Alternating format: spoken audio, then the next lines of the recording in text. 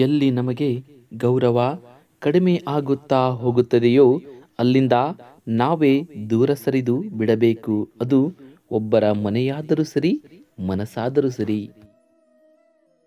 ಪ್ರತಿಯೊಬ್ಬರೂ ಬಾಯಿಯನ್ನು ಎರಡೂ ಕಡೆ ಹದ್ದಿನಲ್ಲಿ ಇಟ್ಟುಕೊಳ್ಳಬೇಕು. ಒಂದು ತಿನ್ನುವಾಗ, ಎರಡು ಮಾತನಾಡುವಾಗ. ಮೊದಲನೆಯದು ಆರೋಗ್ಯವನ್ನು ಕಾಪಾಡುತ್ತದೆ, ಇನ್ನು ಎರಡನೆಯದು ಬಾಂಧವ್ಯಗಳನ್ನು ಕಾಪಾಡುತ್ತದೆ.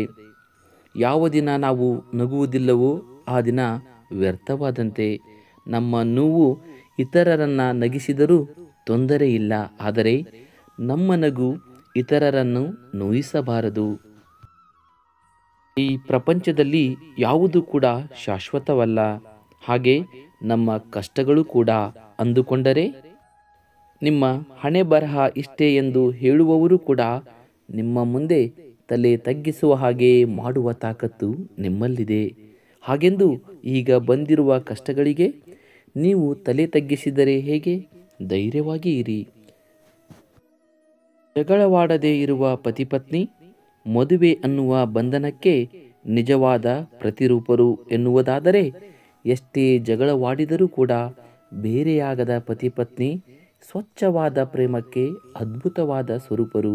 ಏಕೆಂದರೆ ಜಗಳವಾದ ಮಾತ್ರಕ್ಕೆ ಪ್ರೇಮವಿಲ್ಲವೆಂದೇನೂ ಅಲ್ಲ. ಎಲ್ಲಿ ಪ್ರೇಮವಿರುತ್ತದೆಯೋ ಅಲ್ಲಿ ಜಗಳವೂ ಇರುತ್ತದೆ.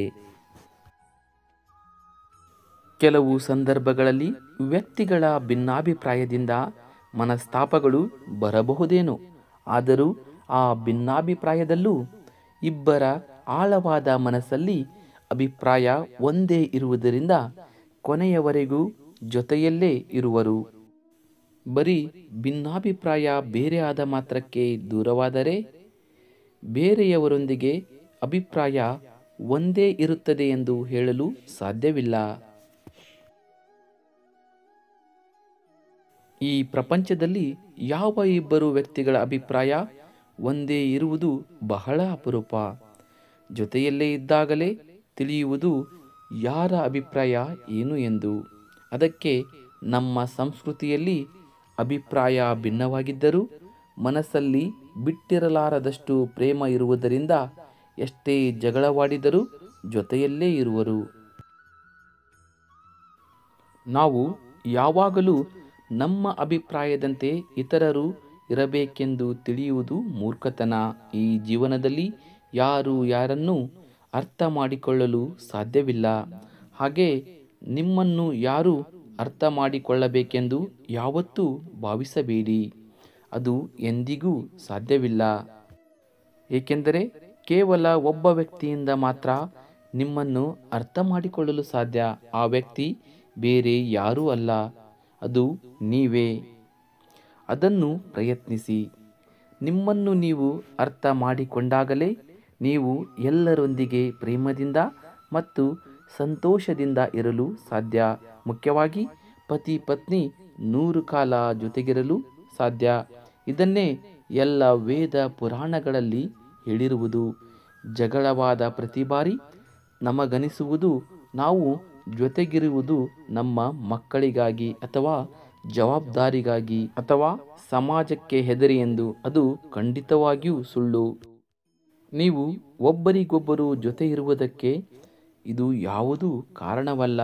ಆಳದಲ್ಲಿ ಒಬ್ಬರ ಬಗ್ಗೆ ಒಬ್ಬರಿಗೆ ಪ್ರೇಮವಿದೆ. ಆದ್ದರಿಂದ ಮಕ್ಕಳು ಬೆಳೆದು ಅವರ ದಾರಿಯಲ್ಲಿ ಅವರು ಹೋಗುವವರು. ಆದರೆ ಭವಿಷ್ಯದಲ್ಲಿ ಒಬ್ಬರಿಗೊಬ್ಬರು ಜೊತೆಯಾಗಿರಬೇಕಾದವರು ನೀವು ಎಂದು ಒಂದೊಂದೇ ಅರ್ಥವಾಗುತ್ತದೆ.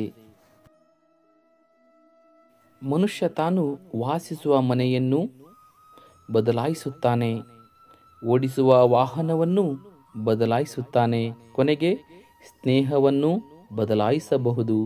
ಆದರೂ ಮನುಷ್ಯ ದುಃಖದಲ್ಲೇ ಇರುವನು. ಏಕೆಂದರೆ ಮನುಷ್ಯ ಸಂತೋಷವನ್ನು ವ್ಯಕ್ತಿ, ವಸ್ತು ಅಥವಾ ವಿಷಯದಲ್ಲೇ ಹುಡುಕುತ್ತಿರುವನು.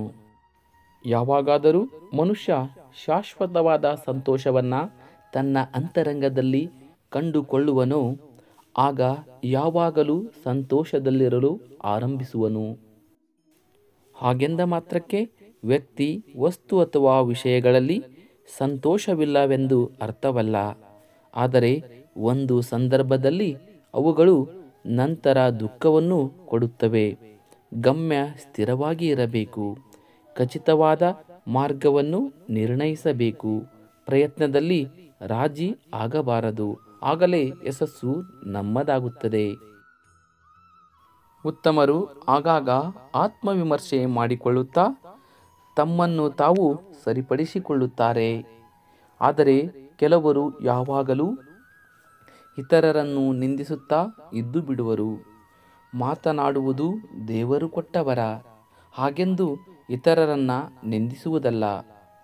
ಮಾತುಗಳನ್ನು ಹಿಡಿತದಲ್ಲಿ ಇಟ್ಟುಕೊಂಡು ಮಾತನಾಡುವುದನ್ನು ಅಭ್ಯಾಸ ಮಾಡಿಕೊಳ್ಳಿ.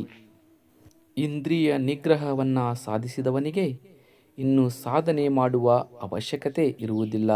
ಆದರೆ ಅಲ್ಲಿಯವರೆಗೂ ಸಾಧನೆ ಮಾಡುತ್ತಲೇ ಇರಬೇಕು. ನಂಬಿಕೆ ಓದುವುದಕ್ಕೆ 3 ಅಕ್ಷರ, ಆದರೆ ಅದನ್ನು ಸಂಪಾದಿಸುವುದು ಅಷ್ಟು ಸುಲಭವಲ್ಲ. ಏಕೆಂದರೆ ಅದು ಹಣಕ್ಕಿಂತಲೂ ಮೌಲ್ಯವಾಗಿರುವುದು.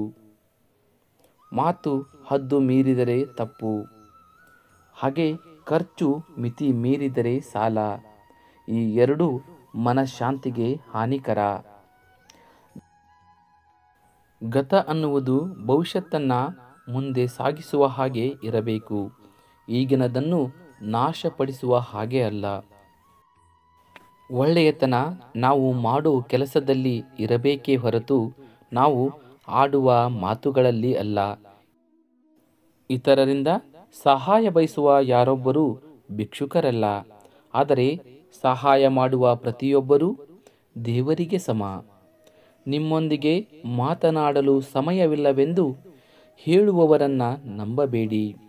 ಅವರಿಗೆ ಪ್ರಾಮುಖ್ಯತೆ ಇರುವ ಪಟ್ಟಿಯಲ್ಲಿ ನೀವು ಇಲ್ಲವೆಂದು ಗ್ರಹಿಸಿ. ಈ ಸಮಾಜ ನೀತಿ ನಿಜಾತಿಯಿಂದ ಇರುವವರನ್ನ ಗೌರವಿಸುವುದು ಯಾವತ್ತೋ ಮರೆತು ಬಿಟ್ಟಿದೆ. ಅವಕಾಶಕ್ಕೆ ಅನುಗುಣವಾಗಿ ನಟಿಸುತ್ತಾ ಬದುಕುವವರಿಗೆ ಬೆಲೆ ಮತ್ತು ಗೌರವ ಕೊಡುತ್ತದೆ. ಜೀವನದಲ್ಲಿ ಧನವೇ ನಿಜವಾದ ಶಕ್ತಿಯಲ್ಲ. ಬದುಕುವುದಕ್ಕೆ ಹಣ ಬೇಕು, ಆದರೆ ಹಣವೇ ಬದುಕಾಗಬಾರದು. ಒಳ್ಳೆಯತನ, ಪರಿಶುದ್ಧತೆ ನಿಜವಾದ ಶಕ್ತಿ. ನಮ್ಮ ಆತ್ಮಸಾಕ್ಷಿಗೆ ವಿರುದ್ಧವಾಗಿ ಹಣ ಗಳಿಸಬೇಕಿಲ್ಲ. ತಾತ್ಕಾಲಿಕವಾಗಿ ಹಣ ಸಂತೋಷವನ್ನು ಕೊಟ್ಟರೂ ಶಾಶ್ವತವಾದ ಆನಂದವನ್ನು ಕೊಡುವುದಿಲ್ಲ. ಹಣ ಇರುವ ಪ್ರತಿಯೊಬ್ಬರೂ ಸಂತೋಷವಾಗಿರುವವರು ಎಂದೇನೂ ಇಲ್ಲ. ಸಂತೋಷ ಒಳಗಿನ ತೃಪ್ತಿಯಿಂದ ಬರುತ್ತದೆ. ವಿಡಿಯೋವನ್ನು ನೋಡಿದ್ದಕ್ಕಾಗಿ ಧನ್ಯವಾದಗಳು. ಶುಭ ದಿನ.